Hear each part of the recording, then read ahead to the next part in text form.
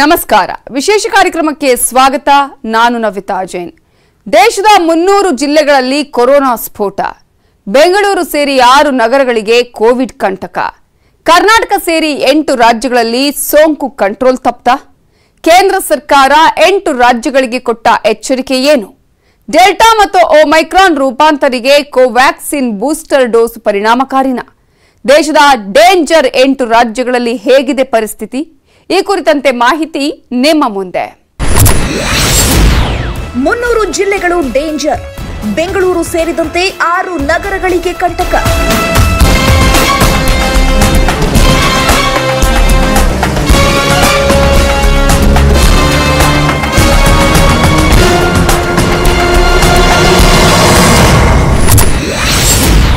ಕರ್ನಾಟಕ ಸೇರಿದಂತೆ 8 ರಾಜ್ಯಗಳಲ್ಲಿ Covid control ತಪ್ಪಿತ.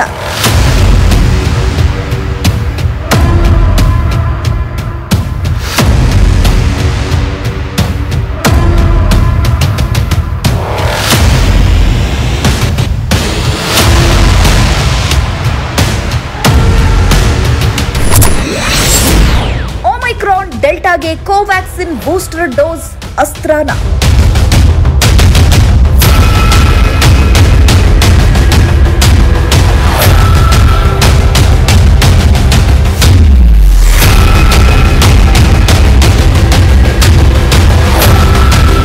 ಬುಧವಾರ ಭಾರತದಲ್ಲಿ 2.5 ಲಕ್ಷ ಕೋವಿಡ್ ಕೇಸ್ ಪತ್ತೆಯಾಗಿದೆ. ಮಂಗಳವಾರವಷ್ಟೇ 2 ಲಕ್ಷದ ಸಮೀಪದಲ್ಲಿ ಕೊರೋನಾ ಪ್ರಕರಣಗಳು ಪತ್ತೆಯಾಗಿತ್ತು. ಆದರೆ ಬುಧವಾರ ಅಂದ್ರೆ ಒಂದೇ ದಿನದಲ್ಲಿ ದೇಶದ ಕೋವಿಡ್ ಪ್ರಕರಣ ಸುಮಾರು 50,000ದಷ್ಟು ಹೆಚ್ಚಾಗಿ 2.5 ಲಕ್ಷ ಕೇಸ್ಗಳು ಪತ್ತೆಯಾಗಿದೆ. ಮೇ 26ರ ನಂತರ ಭಾರತದಲ್ಲಿ ಒಂದೇ ದಿನದ ಕೋವಿಡ್ ಪ್ರಕರಣ 2.5 ಲಕ್ಷ ದಾಟಿದೆ. ಕೊರೋನಾ 3ನೇ ಅಲೆ ಎಷ್ಟು ಶರವೇಗದಲ್ಲಿ ಸಾಗ್ತಿದೆ ಅನ್ನೋದಕ್ಕೆ ಇದೀಗ ಭಾರತವೇ ಸಾಕ್ಷಿ ನೋಡಿ. ಡಿಸೆಂಬರ್ 30ರಂದು ಭಾರತದಲ್ಲಿ ಇದ್ದ ಕೊರೋನಾ ಪಾಸಿಟಿವಿಟಿ ರೇಟ್ ಜಸ್ಟ್ 1.1 ಅಷ್ಟೇ. ಆದರೆ ಬುಧವಾರ ಅಂದ್ರೆ ಜನವರಿ 12ರಂದು ದೇಶದಲ್ಲಿ 11.05ರಷ್ಟು ಪಾಸಿಟಿವಿಟಿ ದರ ದಾಖಲಾಗಿದೆ. ಬುಧವಾರ ದೇಶದಲ್ಲಿ ಕೋವಿಡ್ಗೆ 203 ಜನ ಬಲಿಯಾಗಿದ್ದಾರೆ.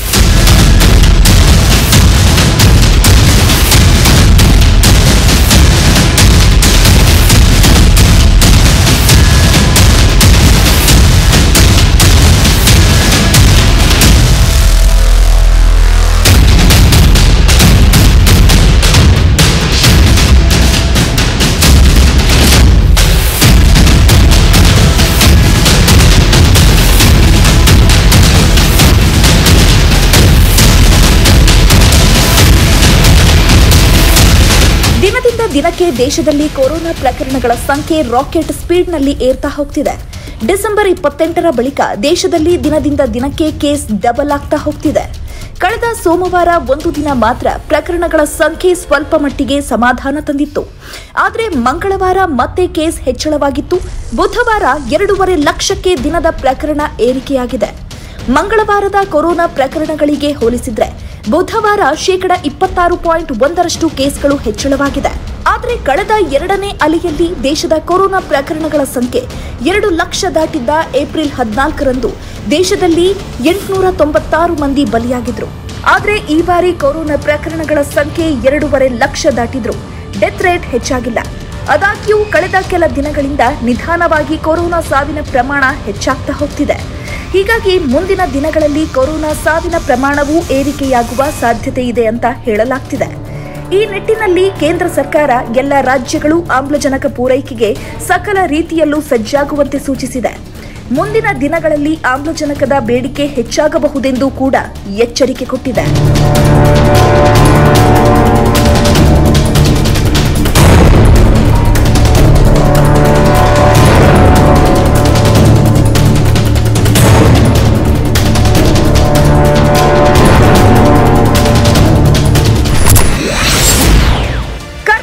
ಸೇರಿ 8 ರಾಜ್ಯಗಳಲ್ಲಿ ಅತ್ಯಧಿಕ ಕೇಸ್.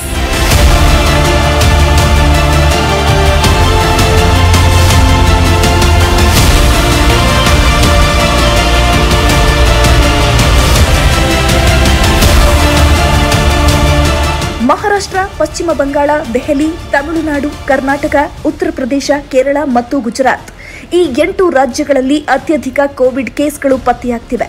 ದಿನದಿಂದ ದಿನಕ್ಕೆ ಈ 8 ರಾಜ್ಯಗಳಲ್ಲಿ ಕೊರೋನಾ ದೈನಂದಿನ ಪ್ರಕರಣಗಳ ಸಂಖ್ಯೆ ಗಣನೀಯವಾಗಿ ಏರಿಕೆಯಾಗ್ತಿದೆ. ದೆಹಲಿಯಲ್ಲಿ ಪಾಸಿಟಿವಿಟಿ ರೇಟ್ 23%, ಬಂಗಾಳದಲ್ಲಿ ಪಾಸಿಟಿವಿಟಿ ರೇಟ್ 32%, ಮಹಾರಾಷ್ಟ್ರದಲ್ಲಿ 22% ಪಾಸಿಟಿವಿಟಿ ರೇಟ್ ದಾಖಲಾಗಿದೆ.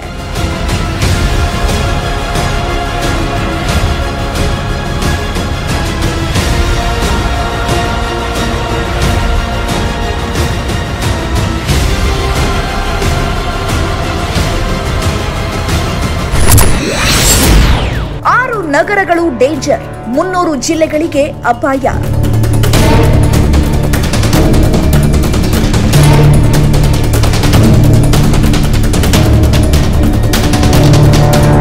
ದೇಶದ 300 ಜಿಲ್ಲೆಗಳಲ್ಲಿ ಕೊರೋನಾ ಪಾಸಿಟಿವಿಟಿ ರೇಟ್ 5% ಹೆಚ್ಚಾಗಿದೆ. ಕಳೆದ ಒಂದು ವಾರದ ಹಿಂದೆ ದೇಶದಲ್ಲಿ ಪಾಸಿಟಿವಿಟಿ ರೇಟ್ 5% ಏರಿದ ಕೇವಲ 78 ಜಿಲ್ಲೆಗಳಿದ್ವು. ಆದರೆ ಒಂದೇ ವಾರದಲ್ಲಿ ಆ ಸಂಖ್ಯೆ ಈಗ 300ಕ್ಕೆ ಏರಿಕೆಯಾಗಿದೆ. ಇನ್ನು ದೇಶದಲ್ಲಿ ಅತಿ ಹೆಚ್ಚು ಸೋಂಕು ಪತ್ತೆಯಾಗ್ತಿರುವ 6 ನಗರಗಳನ್ನು ಗುರುತಿಸಲಾಗಿದೆ. ಬೆಂಗಳೂರು ನಗರ, ಮುಂಬೈ, ಥಾಣೆ, ಕೋಲ್ಕತ್ತಾ, ಚೆನ್ನೈ ಮತ್ತು ಪುಣೆಯಲ್ಲಿ ಅತ್ಯಧಿಕ ಕೋವಿಡ್ ಕೇಸ್ಗಳು ಪತ್ತೆಯಾಗ್ತಿವೆ.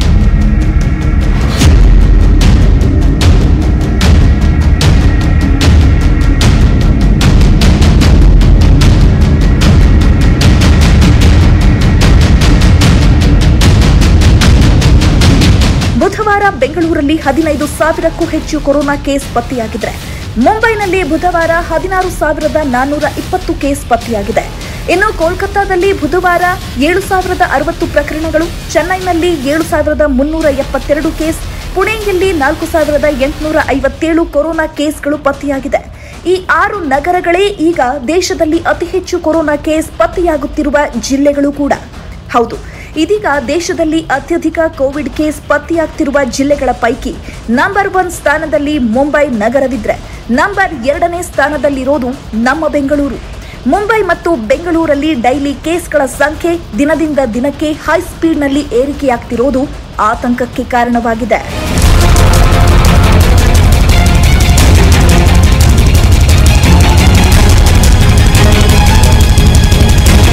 ದೇಶದಲ್ಲಿ ನಾವಾಗಲೇ ಹೇಳಿದಂತೆ ಕರ್ನಾಟಕ ಸೇರಿದಂತೆ 8 ರಾಜ್ಯಗಳಲ್ಲಿ ಕೋವಿಡ್ ನಿಯಂತ್ರಣ ತಪ್ಪಿದೆ.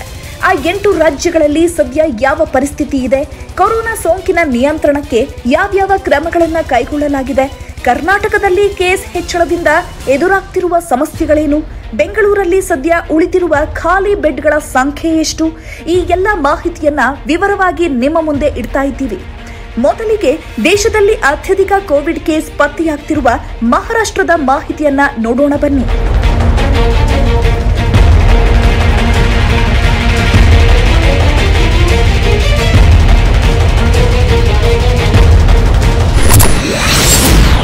ಮಹಾರಾಷ್ಟ್ರದಲ್ಲಿ ಕೋವಿಡ್ ಸುನಾಮಿ.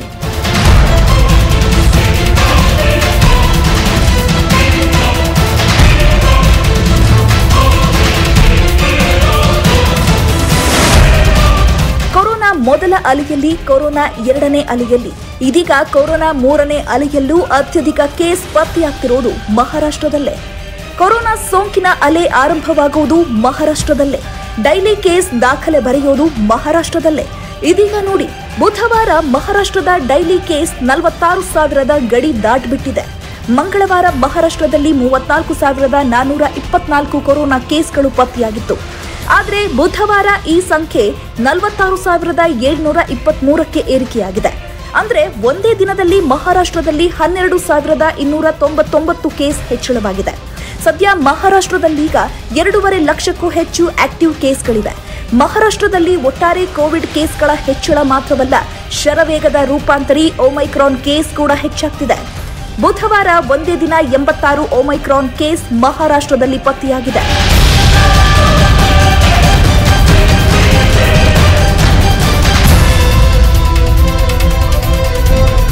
ಮಹಾರಾಷ್ಟ್ರದಲ್ಲಿ ಕೊರೋನಾ ಕೇಸ್ ಹೆಚ್ಚಾಗ್ತಿರುವ ಕಾರಣ ಟಫ್ ರೂಲ್ಸ್ ಜಾರಿಗೊಳಿಸಲಾಗಿದೆ. ಆದರೆ ಲಾಕ್ಡೌನ್ ವಿಧಿಸಿಲ್ಲ. ಮಹಾರಾಷ್ಟ್ರದಲ್ಲಿ ನಿತ್ಯ ಮೆಡಿಕಲ್ ಆಕ್ಸಿಜನ್ ಬೇಡಿಕೆ 800 ಮೆಟ್ರಿಕ್ ಟನ್ಗೆ ಏರಿಕೆಯಾಗಿ ಆಸ್ಪತ್ರೆಗಳಲ್ಲಿ 40% ಬೆಡ್ ಭರ್ತಿಯಾದಾಗ ಮಾತ್ರ ಲಾಕ್ಡೌನ್ ವಿಧಿಸಲಾಗುತ್ತೆ ಅಂತ ಈಗಾಗಲೇ ಮಹಾರಾಷ್ಟ್ರದ ಆರೋಗ್ಯ ಸಚಿವಾಲಯ ಸ್ಪಷ್ಟಪಡಿಸಿದೆ. ಸದ್ಯ ಮಹಾರಾಷ್ಟ್ರದಲ್ಲಿ 144 ಸೆಕ್ಷನ್ ಜಾರಿಗೊಳಿಸಲಾಗಿದೆ. ಹೀಗಾಗಿ ಬೆಳಗ್ಗೆ 5ರಿಂದ ರಾತ್ರಿ 11 ಗಂಟೆವರೆಗೆ ಸಾರ್ವಜನಿಕ ಸ್ಥಳಗಳಲ್ಲಿ 5 ಅಥವಾ 5ಕ್ಕಿಂತ ಹೆಚ್ಚು ಜನರು ಗುಂಪು ಸೇರುವಂತಿಲ್ಲ. ಇನ್ನು ರಾತ್ರಿ 11 ಗಂಟೆಯಿಂದ ಬೆಳಗ್ಗೆ 5 ಗಂಟೆವರೆಗೆ ನೈಟ್ ಕರ್ಫ್ಯೂ ವಿಧಿಸಲಾಗಿದೆ. ಫೆಬ್ರವರಿ 15ರವರೆಗೆ ಎಲ್ಲಾ ಶಾಲಾ ಕಾಲೇಜುಗಳನ್ನು ಬಂದ್ ಮಾಡಿ ಸರ್ಕಾರ ಆದೇಶ ಹೊರಡಿಸಿದೆ. 10 ಮತ್ತು 12ನೇ ತರಗತಿ ಮಾತ್ರ ಅಗತ್ಯ ಸಂದರ್ಭದಲ್ಲಿ ಭೌತಿಕ ತರಗತಿ ನಡೆಸಲು ಅವಕಾಶ ನೀಡಲಾಗಿದೆ. ಇನ್ನು ಸರ್ಕಾರಿ ಕಚೇರಿಗಳಿಗೆ ಸಾರ್ವಜನಿಕರ ಭೇಟಿಯನ್ನು ನಿರ್ಬಂಧಿಸಲಾಗಿದೆ. ಸರ್ಕಾರಿ ಉದ್ಯೋಗಿಗಳಿಗೂ ವರ್ಕ್ ಫ್ರಂ ಹೋಮ್ ಕಡ್ಡಾಯಗೊಳಿಸಲಾಗಿದೆ. ಖಾಸಗಿ ಕಂಪನಿಗಳು ವರ್ಕ್ ಫ್ರಂ ಹೋಮ್ಗೆ ಆದ್ಯತೆ ನೀಡುವಂತೆ ಸರ್ಕಾರ ಸೂಚಿಸಿದೆ. ಇನ್ನು ಮದುವೆಗೆ ಗರಿಷ್ಠ 50 ಮಂದಿ, ಅಂತ್ಯಕ್ರಿಯೆಗೆ ಗರಿಷ್ಠ 20 ಮಂದಿ ಭಾಗವಹಿಸಲು ಅವಕಾಶ ನೀಡಲಾಗಿದೆ. ಸಲೂನ್, ಜಿಮ್, ಬ್ಯೂಟಿ ಪಾರ್ಲರ್ಗಳು, ಮಾಲ್, ರೆಸ್ಟೋರೆಂಟ್, ಹೋಟೆಲ್ಗಳು, ಥಿಯೇಟರ್, ವಾಣಿಜ್ಯ ಮಳಿಗೆಗಳಿಗೆ 50-50 ರೂಲ್ಸ್ ಜಾರಿ ಮಾಡಲಾಗಿದೆ. ಪಾರ್ಕ್, ಝೂ, ಪ್ರವಾಸಿ ತಾಣಗಳನ್ನೆಲ್ಲ ಬಂದ್ ಮಾಡಲಾಗಿದೆ. ಹೀಗೆ ಮಹಾರಾಷ್ಟ್ರದಲ್ಲಿ ಈ ಸೋಮವಾರದಿಂದ ಕೊರೋನಾ ಕಂಟ್ರೋಲ್ ಮಾಡುವ ನಿಟ್ಟಿನಲ್ಲಿ ಕಟ್ಟುನಿಟ್ಟಿನ ಕ್ರಮಗಳನ್ನು ಜಾರಿಗೊಳಿಸಲಾಗಿದೆ.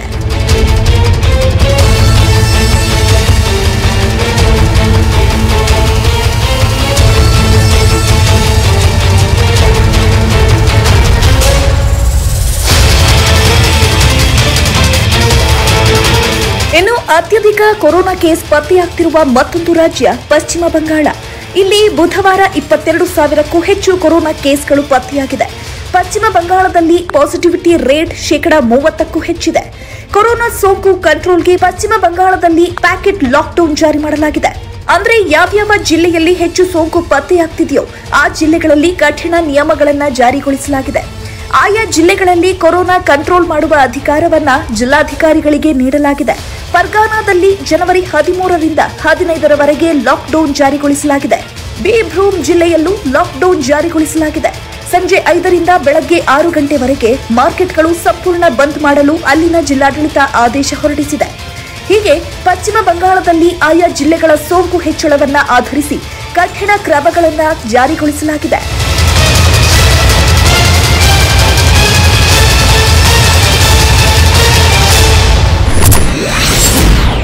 ಪೊಂಗಲ್ ನಂತರ ತಮಿಳುನಾಡಿನಲ್ಲಿ ಜಾರಿಯಾಗುತ್ತಾ ಲಾಕ್ಡೌನ್.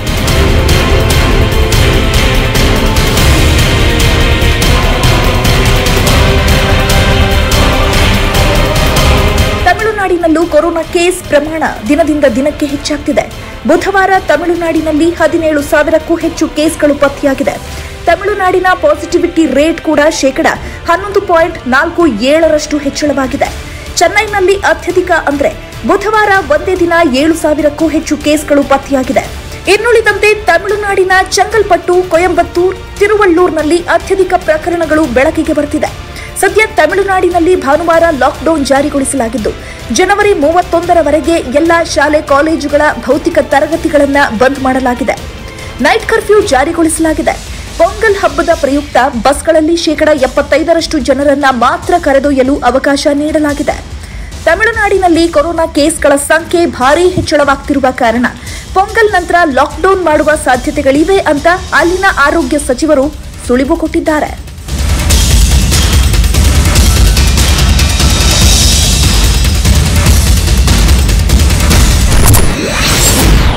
ಗುಜರಾತ್, ದೆಹಲಿಯಲ್ಲಿ ಟಫ್ ರೂಲ್ಸ್ ಜಾರಿ.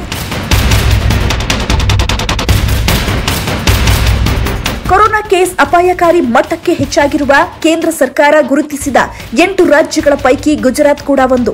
ಗುಜರಾತ್ನ ಅಹಮದಾಬಾದ್ ನಗರದಲ್ಲಿ ಪಾಸಿಟಿವಿಟಿ ರೇಟ್ 21%ಕ್ಕೆ ಏರಿಕೆಯಾಗಿದೆ. ಸೂರತ್ನ ಪಾಸಿಟಿವಿಟಿ ರೇಟ್ 11% ಹೆಚ್ಚಾಗಿದೆ. ಸೋಂಕು ಹೆಚ್ಚಾಗ್ತಿರುವ ಕಾರಣ ಗುಜರಾತ್ನಲ್ಲೂ ಕಠಿಣ ಕ್ರಮಗಳನ್ನು ಕೈಗೊಳ್ಳಲಾಗಿದೆ. ಜನವರಿ 12ರಿಂದ ಜನವರಿ 22ರವರೆಗೆ ಅನ್ವಯವಾಗುವಂತೆ ಗುಜರಾತ್ನಲ್ಲಿ ಹೊಸ ಮಾರ್ಗಸೂಚಿಗಳನ್ನು ಬಿಡುಗಡೆ ಮಾಡಲಾಗಿದೆ.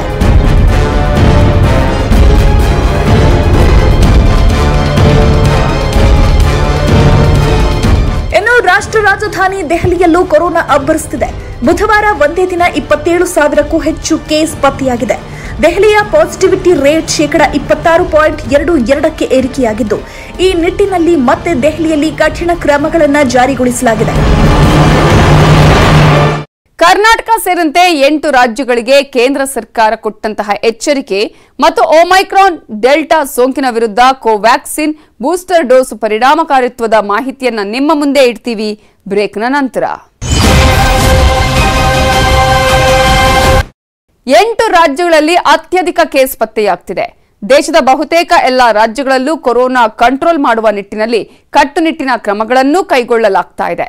ಈ ಕುರಿತಂತೆ ಇನ್ನಷ್ಟು ಮಾಹಿತಿ ನಿಮ್ಮ ಮುಂದೆ ಇಡ್ತಾ ಇದ್ದೀವಿ ನೋಡಿ.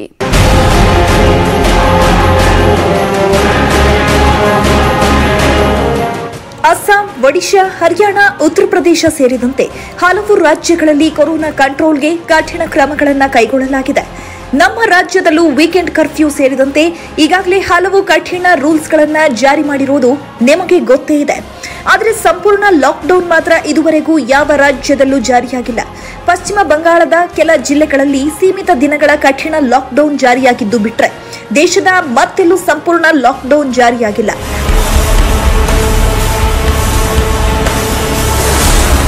ಸದ್ಯಕ್ಕೆ ನಮ್ಮ ರಾಜ್ಯದಲ್ಲಿ ಅತಿ ಹೆಚ್ಚು ಸೋಂಕು ಪತ್ತೆಯಾಗ್ತಿರೋದು ಬೆಂಗಳೂರಲ್ಲಿ. ಹೀಗಾಗಿ ಬೆಂಗಳೂರು ನಗರದಲ್ಲಿ ಮಾರುಕಟ್ಟೆಗಳ ಸ್ಥಳಾಂತರಕ್ಕೆ ಬಿಬಿಎಂಪಿ ಮುಂದಾಗಿದೆ. ಇನ್ನು ಬೆಂಗಳೂರಲ್ಲಿ ಕೊರೋನಾ ಹೆಚ್ಚಾದರೂ ಆಸ್ಪತ್ರೆ ಸೇರುವವರ ಸಂಖ್ಯೆ ಮಾತ್ರ ಕಡಿಮೆ ಇದೆ. ಬೆಂಗಳೂರಿನ ಸೋಂಕಿತರ ಪೈಕಿ 93% ಮಂದಿ ಮನೆಯಲ್ಲಿದ್ದುಕೊಂಡೇ ಚೇತರಿಸಿಕೊಳ್ತಿದ್ದಾರೆ.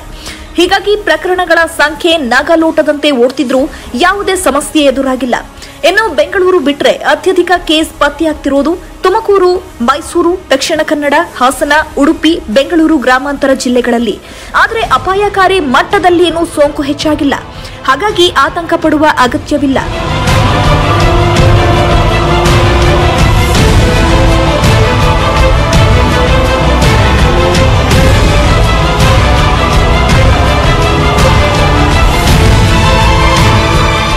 ಇನ್ನು ದೇಶಾದ್ಯಂತ ಬೂಸ್ಟರ್ ಡೋಸ್ ನೀಡುವ ಅಭಿಯಾನಕ್ಕೂ ಚಾಲನೆ ನೀಡಲಾಗಿದೆ.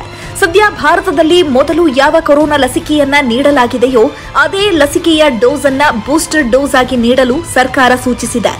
ಈ ಮಧ್ಯೆ ಅಮೆರಿಕದ ಜಾರ್ಜಿಯಾದ ಅಟ್ಲಾಂಟಾದಲ್ಲಿರುವ ಎಮೋರಿ ವಿಶ್ವವಿದ್ಯಾಲಯ ಬೂಸ್ಟರ್ ಡೋಸ್ ಬಗ್ಗೆ ಕೈಗೊಂಡ ಸಂಶೋಧನೆಯಲ್ಲಿ ಕೋವ್ಯಾಕ್ಸಿನ್ ಬಗ್ಗೆ ಮಹತ್ವದ ಸಂಗತಿಯೊಂದು ಹೊರಬಿದ್ದಿದೆ. ಕೋವ್ಯಾಕ್ಸಿನ್ ಲಸಿಕೆಯ ಮೊದಲ 2 ಡೋಸ್ ಪಡೆದ 6 ತಿಂಗಳ ಬಳಿಕ ಬೂಸ್ಟರ್ ಡೋಸ್ ಪಡೆದವರಲ್ಲಿ ಒಮೈಕ್ರಾನ್ ಮತ್ತು ಡೆಲ್ಟಾ ರೂಪಾಂತರಿ ತಳಿಗಳು ನಿಷ್ಕ್ರಿಯವಾಗಿದೆ ಅಂತ ಈ ಸಂಶೋಧನೆಯಲ್ಲಿ ತಿಳಿದು ಬಂದಿದೆ. ಹೀಗಾಗಿ ಒಮೈಕ್ರಾನ್ ಮತ್ತು ಡೆಲ್ಟಾ ತಳಿಗಳಿಗೆ ಕೋವ್ಯಾಕ್ಸಿನ್ ಬೂಸ್ಟರ್ ಡೋಸ್ ಪರಿಣಾಮಕಾರಿ ಅಂತ ಭಾರತ್ ಬಯೋಟೆಕ್ ಸಂಸ್ಥೆ ಹೇಳಿಕೊಂಡಿದೆ. ಈಗಾಗಲೇ ಭಾರತದಲ್ಲಿ 15 ರಿಂದ 19 ವರ್ಷದೊಳಗಿನ ಮಕ್ಕಳಿಗೂ ಕೋವ್ಯಾಕ್ಸಿನ್ ಲಸಿಕೆ ನೀಡಲಾಗ್ತಿದೆ.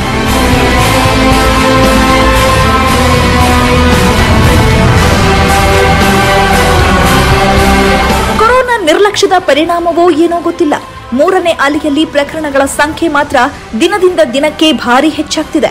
ಒಮೈಕ್ರಾನ್ ಅಂದ್ರೆ ಕೇವಲ ಶೀತ ಅಷ್ಟೇ ಅನ್ನೋ ನಂಬಿಕೆ ಜನರಲ್ಲಿ ಮೂಡಿರುವ ಕಾರಣ ಮುನ್ನೆಚ್ಚರಿಕೆಯನ್ನು ಕಡೆಗಣಿಸಲಾಗ್ತಿದೆ. ಹೀಗಾಗಿ ಇದೀಗ ದೇಶದ 300 ಜಿಲ್ಲೆಗಳಲ್ಲಿ ಕೊರೋನಾ ಪಾಸಿಟಿವಿಟಿ ರೇಟ್ 5% ಹೆಚ್ಚಾಗಿದೆ.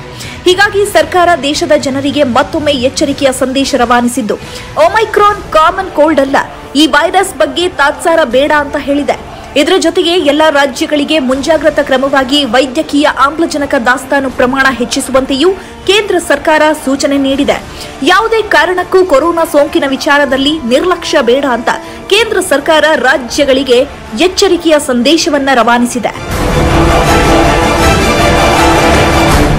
ನೋಡಿದ್ರಲ್ಲ, ಕೊರೋನಾ ಕಂಟ್ರೋಲ್ಗೆ ಯಾವ ರೀತಿಯ ಕ್ರಮ ಕೈಗೊಳ್ಳಲಾಗುತ್ತೆ, ಆ 8 ಡೇಂಜರ್ ರಾಜ್ಯಗಳು ಯಾವ್ಯಾವುದು, ಹೇಗೆ ಕ್ರಮಗಳನ್ನು ತೆಗೆದುಕೊಳ್ಳಬೇಕಾಗುತ್ತೆ ಅನ್ನೋದನ್ನ. ಇದುವೇ ಹೊತ್ತಿನ ವಿಶೇಷ. ನೋಡ್ತಾ ಇರಿ ನ್ಯೂಸ್ 18 ಕನ್ನಡ. ಜಾಲ ನಮ್ಮದು, ಬಲ ನಿಮ್ಮದು.